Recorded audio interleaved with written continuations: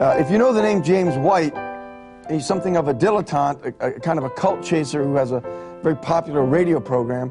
He decided he was going to take on the defenders of the Authorized Version and treat them as another cult, and put another notch on his gun. And he wrote a book called The King James Only Controversy. And in that book, he made a very incautious and ill-informed, unqualified, dogmatic statement, namely that text criticism never affects doctrine. And so I replied to that in an appendix in my book, The Ecclesiastical Text, where I brought to his attention the fact that, and the reader's attention, that he obviously was not very familiar with the literature of text criticism, because a very important book had been out for several years by the time his book arrived, by Bart Ehrman, titled The Orthodox Corruption of Scripture, Early Christological Controversies in the New Testament Text. And in that book, Bart Ehrman says in very great detail all the theological points that are challenged by textual variation that are found in the Greek manuscripts.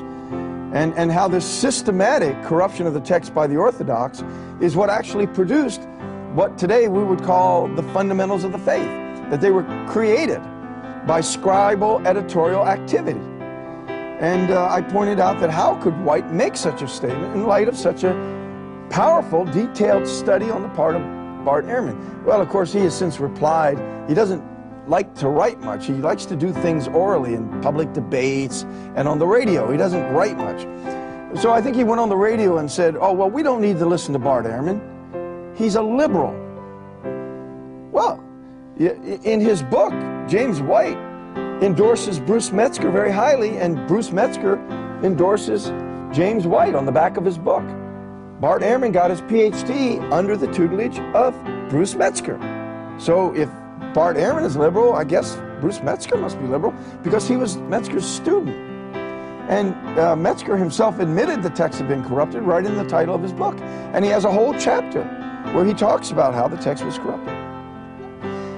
What people don't like about Ehrman is that Ehrman made it his job to systematically supply all the examples that he believed illustrated this corruption. And it's so devastating to see it all compiled in one place that they can't answer it, so they dismiss him. Well, he's just liberal. But he's not liberal any more than any other text critic is liberal. What he is expressing is the status quo of the discipline. So I've done my part to try to let people know about this belief within text criticism, but the evangelicals don't want to own up to it. You know, they want to be selective about what books they want to read and what books they don't want to read. They want to endorse text criticism, but they don't want to accept all the findings of it if it goes against their sacred cows. But you can't have it that way. If you're going to give your stamp of approval to text criticism the way James White does, you've got to embrace all of it, because they're not making this stuff up. You know, you can't be selective as to what evidence you're going to accept and what you're not. You have to take that road where it goes, to use my metaphor last night, or your inconsistency is going to be obvious to everyone.